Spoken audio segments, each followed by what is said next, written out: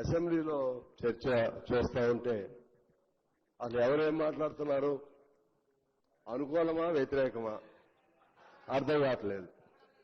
డొంక తిరుగుడు అంటారు, బీటింగ్ అరౌండ్ బుష్.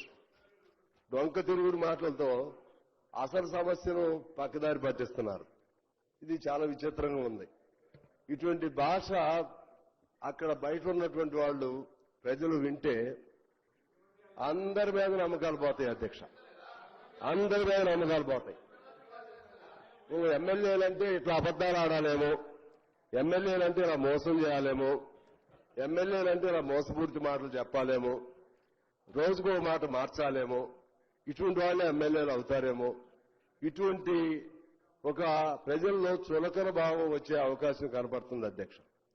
ఎందువల్లంటే ఒకవైపేమో 9th షెడ్యూల్లో లేనిదే అవదు అని అంటారు, మరోవైపేమో మేము సంపూర్ణంగా మద్దతు ఇస్తామని అంటారు. సంపూర్ణంగా మద్దతు ఇస్తూ 9th షెడ్యూల్లో ఉండే విధంగా కలిసి పోరాటం చేస్తామని ఎందుకు అనట్లేదనేది నేను వారిని అడుగుతున్నాను. చేయాలి కదా, ఫైట్ చేయాలి కదా.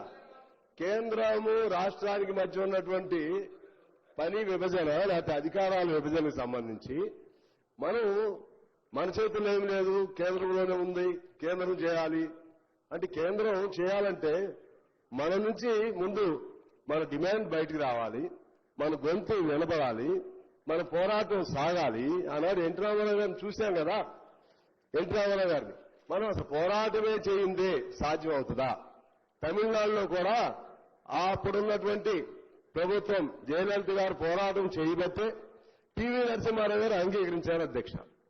మరి ఇప్పుడు నరేంద్ర మోడీ గారు కూడా అంగీకరించవచ్చు కదా.